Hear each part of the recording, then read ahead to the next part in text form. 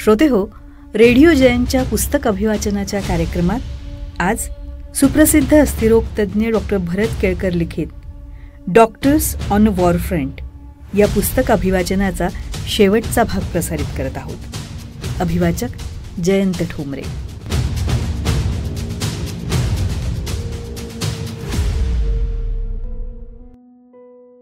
युद्ध म्हणजे विध्वंस, जखमा, वेदना आणि विनाश असं चित्र आपल्या डोळ्यासमोर असतं. ते तसं असतंच, परंतु युद्धाच्या निमित्तानं ज्या गरजा निर्माण झाल्या त्याच्याकडे लक्ष वेधलं गेलं. त्यामुळे वैद्यकशास्त्राचा अतिशय वेगळ्या पद्धतीनं विकास झाला.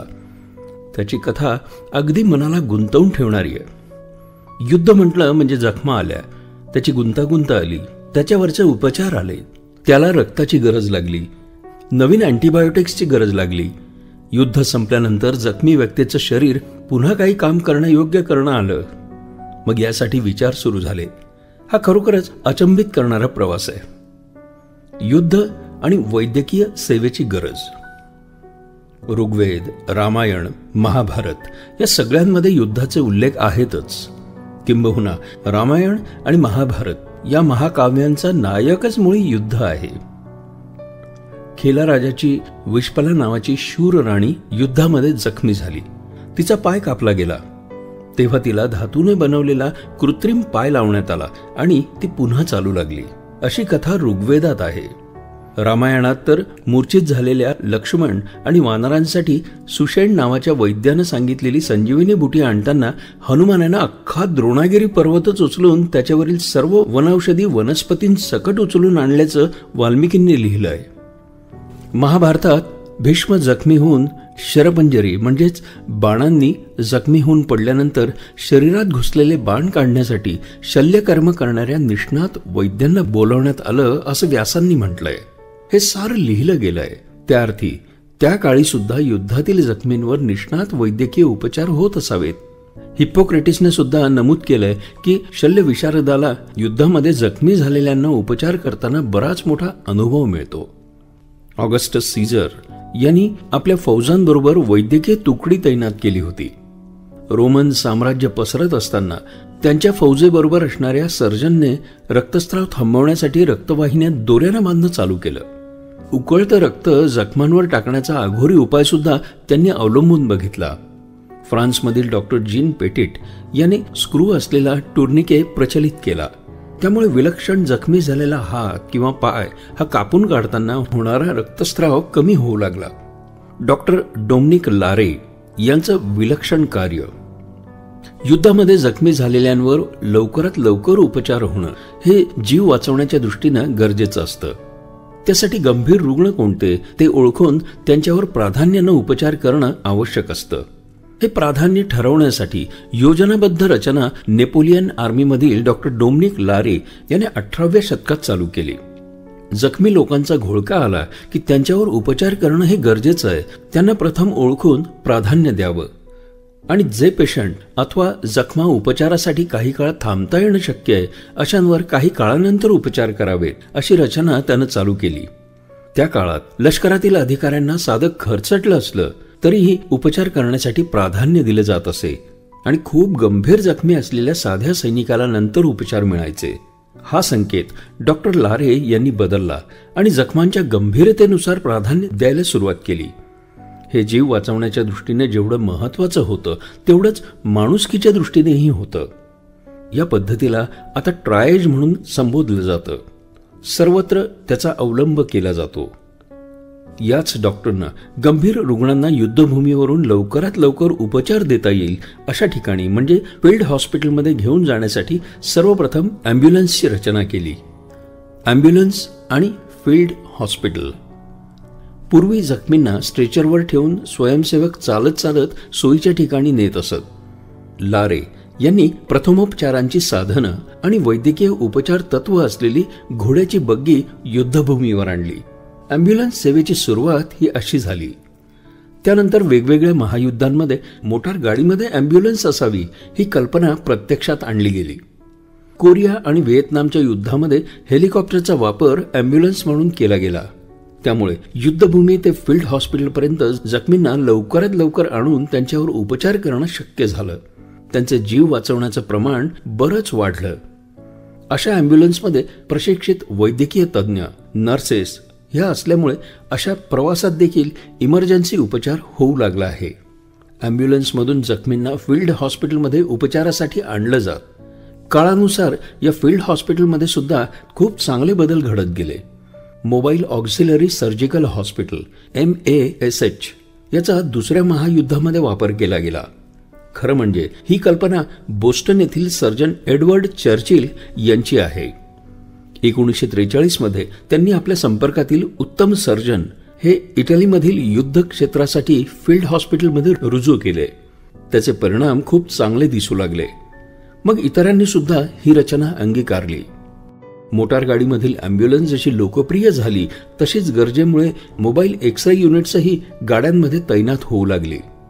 त्यामुळे शरीरात घुसलेल्या बंदुकींच्या गोळ्या आणि बॉम्बचे कपचे याच्यावर नेमके उपचार आणि उपाय व्हायला लागले. रक्तपेढ्या.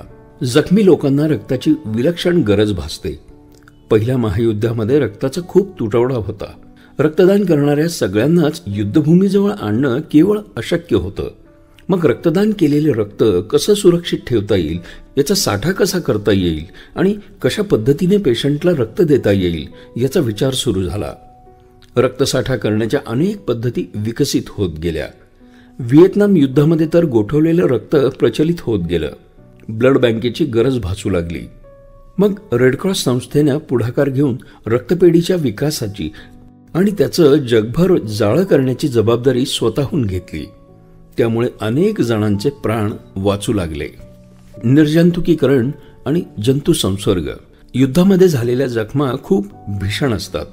त्या निर्जंतुक करण्यासाठी आणि ठेवण्यासाठी विविध पद्धती विकसित केल्या गेल्या. अगदी विनेगारपासून सोडियम हायड्रोक्लोराईड पर्यंत वेगवेगळे उपाय विकसित होत गेले. जंतू संसर्गाचा म्हणजे इन्फेक्शनचाही ठोस उपाय होणं हे गरजेचं होतं. कारण डॉक्टर थिओडर टफियर यांनी केलेल्या अभ्यासात असं आढळून आलं होतं की युद्धातील भीषण जखमांमुळे त्यांचे हात आणि पाय काढावे लागतात. त्यापैकी 70% केसेसमध्ये कारण हे जखमांमध्ये झालेला जंतू संसर्ग हे असतं आणि फक्त 30% केसेसमध्ये मूळच्या भीषण जखमांमुळे हात किंवा पाय काढावा लागलेला असतो. याचा अर्थच असा आहे की जंतू संसर्गाचा उपाय ठामपणे व्हायला पाहिजे. पेनिसिलिनचा शोध 1928 मध्ये डॉक्टर फ्लेमिंग यांनी लावला होता. मात्र त्यावरचं पुढचं संशोधन युद्धामुळे दिलेल्या सरकारी मदतीमुळे ऑक्सफर्ड इथं झालं आणि अतिशय मोठ्या प्रमाणात त्याचं उत्पादन व्हायला लागलं. त्यामुळे बऱ्याच जणांचे उपचार अधिक प्रभावी पद्धतीने व्हायला लागले. अमेरिका आणि ब्रिटन यांनी एकत्र पुढाकार घेऊन त्याला चालना दिली.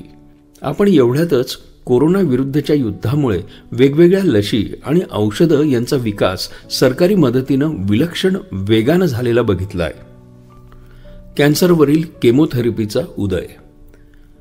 प्रत्यक्ष युद्धामध्ये मोठा संहार करण्यासाठी विषारी वायूंचा उपयोग बऱ्याच वेळा केला गेला. पहिल्या महायुद्धात मस्टर्ड गॅसचा उपयोग केला गेला. त्यामुळे बाधित झालेल्या व्यक्तींमध्ये रक्तपेशींचं प्रमाण खूप कमी होतं असं निरीक्षणात आढळून आलं. या निरीक्षणाचा उपयोग रक्तपेशींची अनियंत्रित वाढ होत असलेल्या लिम्फोमासारख्या आजारांमध्ये अधिक संशोधन करून केला गेला. 1943 मध्ये लुई गुडमन आणि अल्फ्रेड गिलमन यांनी अशा कॅन्सरवर विषारी वायूंच्या तत्वाचा नियंत्रित उपयोग करून उपचार करता येतो हे दाखवून दिलं. म्हणजे विध्वंसक विषारी वायूच्या तत्वांचा नियंत्रक वापर हा कॅन्सरसारख्या रोगांवरील केमोथेरपी विकसित होण्यामध्ये झाला. प्लास्टिक सर्जरी, चेहऱ्याची सर्जरी आणि दंतचिकित्सा याचा उदय. युद्धामध्ये चेहरा, नाक, जबडा अशा अवयवांवरही भीषण जखमा होत होत्या. त्यांच्यावर उपचार करण्यासाठी उपाययोजना विचारात घेतल्या गेल्या. पहिलं महायुद्ध हे प्लास्टिक सर्जरीच्या जन्माचं कारण आहे. दंतचिकित्सा म्हणजेच डेंटिस्ट्री ही नवी विशेष शाखा यामुळे पुढे विकसित होत गेली. 1916 मध्ये ब्रिटनमधील डॉक्टर हरोल्ड गिलिस याने मिलिटरी हॉस्पिटलमध्ये ब्रिटनमधील पहिलं प्लास्टिक सर्जरी युनिट चालू केलं. विशेषतः चेहऱ्यावर झालेल्या जखमांवर तिथे उपचार केले जात आणि त्याचं पुनर्निर्माण केलं जाई. उद्ध्वस्त झालेल्या नाकाचं डॉक्टर गिलमननं केलेलं ऑपरेशन त्यावेळी खूप गाजलं होतं. डॉक्टर हॅरोल्ड गिलिस हा प्लास्टिक सर्जरीचा पायोनियर मानला जातो. भूलशास्त्र अर्थात ॲनेस्थेशिया. ऑपरेशन करताना पेशंटला वेदना होऊ नये यासाठी भूलशास्त्र अधिक विकसित होत गेलं. छोट्या छोट्या हॉस्पिटलमध्ये वेगवेगळ्या केंद्रात या गोष्टी अगोदरच प्रचलित होत्या, परंतु त्या सगळ्यांना लोकमान्यता आणि विकासाची चालना युद्धामुळे मिळत गेली. त्यामुळेच इथर, nitrous oxide, oxygen, local anaesthesia म्हणजेच फक्त त्याच अवयवांमध्ये किंवा स्थानामध्ये भूल देण्याचं कौशल्य विकसित होत गेलं. त्यामुळे युद्धग्रस्त सोडून इतर नागरिकांनाही या संशोधनाचा फायदा मिळू लागला. अस्थिरोग अर्थात ऑर्थोपेडिक. युद्धामधील जखमींमध्ये मांडीचं हाड मोडलं म्हणजे फ्रॅक्चर झालं असे 80% लोक 1914 पर्यंत मृत्यू पावत होते. 1916 मध्ये मांडीचं हाड फ्रॅक्चर झाल्यानंतर सुद्धा स्थिर ठेवण्यासाठी साधं थॉमस स्प्लिंट वापरण्यात येऊ लागलं. त्यामुळे असे 80% रुग्ण जगू लागले. असे छोटे छोटे परंतु महत्त्वपूर्ण परिणाम करणारे अनेक उपाय युद्धामुळे विकसित होत गेले. जर्मन आणि ब्रिटनच्या युद्धामध्ये ब्रिटिश लष्करानं काही जर्मन युद्धकैद्यांना ताब्यात घेतलं. ब्रिटिशांच्या असं लक्षात आलं की मांडीचं हाड फ्रॅक्चर झाल्यानंतर जर्मनीमध्ये डॉक्टर कुन्शनर याने ऑपरेशन करून त्यात सळई टाकली आहे. त्यामुळे हाड लवकर बरं झालं आणि ते सैनिक पुन्हा लवकरच युद्धभूमीवर लढण्यासाठी आले. त्यानंतर मांडीच्या हाडावरची सळीची शस्त्रक्रिया बाकी जगामध्ये सुद्धा झपाट्यानं पसरली आणि सर्वसामान्य नागरिकांना त्याचा फायदा मिळू लागला. नर्सिंग 1854 मध्ये क्रिमियामधील युद्धामध्ये मदत करण्यासाठी फ्लॉरेन्स नायटिंगेल यांना त्यांच्या टीममध्ये मुद्दाम पाचारण करण्यात आलं. त्यांच्या सेवेमुळे 1 महिन्याच्या काळातच तिथल्या हॉस्पिटलमधील युद्ध जखमींचा मृत्यूदर विलक्षण कमी झालेला आढळला. त्यामुळे नर्सिंग केअरचं महत्त्व अधोरेखित झालं. पूर्वी अमेरिकेतील नागरी युद्धात सैनिक आणि अधिकारी यांच्याबरोबर असणाऱ्या महिला इतर सैनिकांची शुश्रूषा करत असत. त्या मुख्यत्वे न्यूमोनिया, टायफॉइड, डायरिया, मलेरिया यांनी ग्रस्त असलेल्या रुग्णांची शुश्रूषा करत असत. पुढील काळामध्ये नर्सिंगसाठी प्रशिक्षणाच्या वेगवेगळ्या संस्था निघत गेल्या आणि नर्सिंग व्यवस्था विकसित होत गेली. लसीकरण आणि स्वच्छता. वेगवेगळ्या युद्धांमध्ये असंही आढळून आलं की सैनिक फक्त युद्धामुळे झालेल्या जखमांमुळे मृत्यू पावत नाही, तर सैनिकांमधील जवळजवळ 70% जास्त मृत्यू हे सैनिकांमध्ये युद्धाव्यतिरिक्त कारणांमुळे म्हणजे वेगवेगळे जंतू संसर्ग किंवा साथी यामुळे होत असतात. लष्करी अधिकाऱ्यांचं प्रथम याकडे लक्ष वेधलं गेलं. त्यांनी सर्व सैनिकांना स्वच्छता पालनाची वेगळी प्रशिक्षण दिली. फ्रान्समध्ये भरती होताना आणि त्यानंतर सुद्धा जवानांची नियमित वैद्यकीय तपासणी होऊ लागली. 1777 साली जॉर्ज वॉशिंग्टन याने आपल्या पूर्ण सैन्याला देवीचं म्हणजे स्मॉलपॉक्सचं लसीकरण केलं. यापुढे जाऊन वॉल्टर रीड यानं आपल्या सैनिकांना टायफॉइड आणि येलो फीवरची प्रतिबंधात्मक लस दिली. याचे फायदे बघून सैनिक आणि त्यांचे कुटुंबीय आणि इतर सर्व नागरिकांना स्वच्छतेचं महत्त्व आणि लसीकरणाची गरज पटायला लागली आणि तो सार्वजनिक आरोग्यासाठी एक महत्त्वाचा मुद्दा मानला जातो. छळ छावणी. युद्ध आणि वैद्यकशास्त्राशी निगडित एक अत्यंत लाजिरवाणा प्रकार म्हणजे नाझी सैन्यानं आपल्या कॉन्सन्ट्रेशन कॅम्पमध्ये हजारो लोकांवर केलेले अमानुष प्रयोग. हे सर्व प्रयोग भुलेशिवाय व्हायचे. स्वाभाविकच ते अत्यंत वेदनादायी होते. त्यामुळे अनेक मृत्यू झाले. याला वैद्यकीय छळ असंच म्हणता येईल.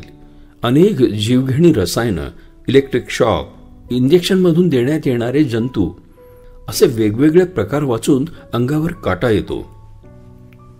कृत्रिम अवयव. उत्खनन करून सापडणाऱ्या वस्तूंचं पुरातन वय ठरवता येतं. हे विज्ञान आता विकसित झालंय. अशाच एका उत्खननामध्ये इसवी पूर्व 2700च्या आसपास इजिप्तमधील राजघराण्यामध्ये वापरलेला कृत्रिम पाय सापडला होता. ख्रिस्तपूर्व 300 मध्ये रोमन राज्यातील एक कृत्रिम पाय उत्खननामध्ये सापडला. या लाकडी पायाला पितळी आच्छादन केलं होतं आणि चामड्याचे पट्टे होते. युद्धामध्ये जखमी झालेल्यांसाठी किंवा हात आणि पाय गेलेल्यांसाठी कृत्रिम अवयव दिल्या गेल्याच्या बऱ्याच नोंदी इतिहासामध्ये आढळतात. अर्थात त्याचं सुरुवातीचं स्वरूप एक शोभेचा अवयव, अपूर्ण शरीर विद्रूप दिसू नये म्हणून तो पूर्ण करणारा अवयव एवढंच होतं. हळूहळू या अवयवाचा अवयव म्हणून उपयोग व्हायला हवा असं वाटल्यामुळं फ्रान्समधील सर्जन पारे याने 15व्या शतकात कृत्रिम सांधा असलेला कृत्रिम पाय आणि लोखंडी स्प्रिंग असलेले कृत्रिम हात यांचा शोध युद्ध काळामध्ये लावला. युद्धामुळे या अशा अवयवांची गरज खूप वाढत गेली. 18व्या शतकातील अमेरिकेच्या नागरी युद्धात 30,000 व्यक्तींचे हात आणि पाय युद्धामुळे कापले गेले होते किंवा निकामी झाले होते असा उल्लेख सापडतो. त्यामुळे कृत्रिम अवयवांमध्ये अधिक संशोधन होऊन रबराचा हात किंवा सॉकेट प्रचलित झालं. आता तर शरीरातील स्नायू आणि मायक्रोप्रोसेसर यांचा उपयोग करून नाजूक काम देखील करता येतील असे कृत्रिम अवयव निर्माण करण्यात आले आहेत आणि ते वापरातही आहेत. युद्धामधील जखमी लोकांना कृत्रिम अवयव देण्यामध्ये हँडिकॅप इंटरनॅशनल सारख्या अनेक संस्था पुढाकार घेत आहेत. फिजिओथेरपी. पूर्वी कृत्रिम अवयव दिले तरी सुद्धा ती व्यक्ती पुन्हा स्वतः कमावून उपजीविका करण्यासाठी फिट नसायची. त्या दृष्टीने किंवा त्या दिशेनं या व्यक्तीचं पुनर्वसन व्हायला हवं असं पहिल्या महायुद्धाच्या काळात बऱ्याच जणांच्या लक्षात आलं. म्हणून वैद्यकीय सेवेमध्ये फिजिओथेरपी आणि ऑक्युपेशनल थेरपी याचा विकास व्हायला लागला आणि अशा जखमी लोकांना समाजामध्ये काही व्यवसाय करता येईल आणि पुन्हा स्थापित होऊ शकतील यासाठी खास प्रयत्न करण्यात आले. Red cross. आपल्या सर्वांना रेड क्रॉस ही संस्था चांगलीच माहिती आहे, परंतु ती कशी सुरू झाली हे बघणं रंजक ठरेल. हेनरी ड्युनंट हा स्वित्झर्लंडमधला व्यावसायिक 1859 साली इटलीच्या सॉल्फोरिनो युद्धामध्ये हजारो लोक मरताना त्यानं पाहिले. त्यातल्या बऱ्याच जणांचा मृत्यू वैद्यकीय सेवा न मिळाल्यामुळे झाला होता. त्यामुळे अस्वस्थ होऊन ड्युनंटनं सगळ्यांना मदत करेल अशी वैद्यकीय सेवा देणारी स्वयंसेवी संस्था स्थापन करण्याचं ठरवलं. त्याच्यासह Gustave Moynier, Theodore Maunoir, Guillaume Henri Dufour, Louis Appia अशा काही जणांनी एकत्र येऊन 1863 साली स्वित्झर्लंडमधल्या जिनिव्हा शहरात रेडक्रॉस नावाची संस्था स्थापन केली. ही संस्था वेगानं पसरली. अनेक देशात तिच्या शाखा निघाल्या. सरकारी यंत्रणा, इतर संस्था आणि ऐच्छिक दान देणाऱ्या व्यक्ती यांच्याकडनं त्यांना आर्थिक पाठबळ मिळत. ब्लड बँक स्थापण्यामध्ये आणि त्याचं जाळं निर्माण करण्यात रेडक्रॉसनं खूपच पुढाकार घेतला. युद्धात जखमी झालेल्यांवर उपचार कसे करायचे त्याचा प्रोटोकॉल त्यांनी तयार केलं. अनेक संस्था त्याचा अंगीकार करतात.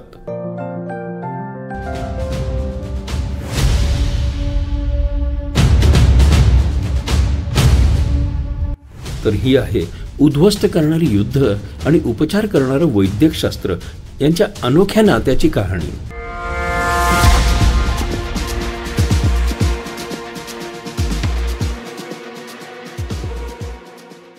मानवतेच्या दृष्टिकोनातून होणारं कार्य हे ईश्वरी कार्य असतं.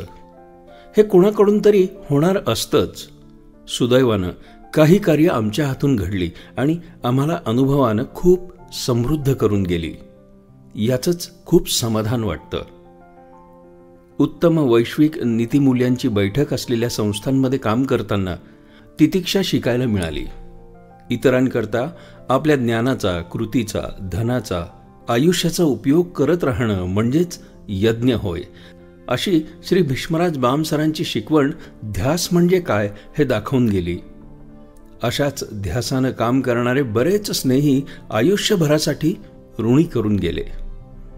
डॉक्टर्स विदाऊट बॉर्डर्स ही संस्था भेदभाव न करता प्रत्येक गरजूला माणूस म्हणून बघून उपचार देते आणि आपल्या वारीतील वारकरी एकमेकातील देवत्वाला माऊली म्हणून पूजतात असं साम्य दिसल्यानं आमचा निर्मळ वारीचा झपाटणारा अनुभवही या पुस्तकात अंतर्भूत केला आहे. या वेगवेगळ्या कामांविषयी ज्यांनी ऐकलं त्यापैकी बरेच जण कार्यामध्ये सहभागी झाले. इतरांनी हे अनुभव लिहिण्यासाठी प्रवृत्त केलं. हे कार्य माझ्या हातून घडताना माझ्यापेक्षा जास्त कंपॅशनेट असणारी माझी पत्नी डॉक्टर मृणालिनी केळकर हिचा बराच मोठा सहभाग आहे, हे लक्षात घेतलंच पाहिजे. आपल्या उंजळीत मावेल इतक्याच प्रयत्नांचं अर्घ्य आपण समाजपुरुषाला देऊ शकतो आणि आमच्याकडून असंच झालं.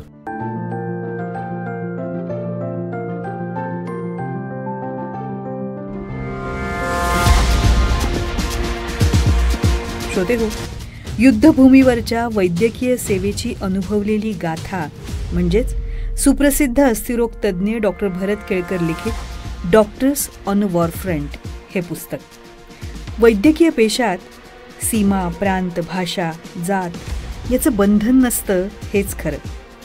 युद्धभूमीवर जखमींना वैद्यकीय सेवा देणारी डॉक्टर्स विदाऊट बॉर्डर्स ही संस्था आणि यात माणुसकीचा धर्म पाळून प्रामाणिकपणे आपलं कर्तव्य पार पाडणारे सगळे डॉक्टर्स आपल्या सर्वांच्याच अभिवादनाला पात्र ठरतात. श्रोते हो, युद्धभूमीवर दिली जाणारी वैद्यकीय सेवा आणि त्याचबरोबर तिथलं वातावरण याविषयीचे अगदी बारीक सारीक तपशील टिपत आपले अनुभव शेअर केलेत डॉक्टर भरत केळकर यांनी डॉक्टर्स ऑन वॉर फ्रंट या दर्जेदार अशा पुस्तकातून. श्रोते हो, रेडिओ जयंतच्या पुस्तक अभिवाचनाच्या कार्यक्रमाला आपण देत असलेल्या प्रतिसादाबद्दल आपले मनपूर्वक धन्यवाद.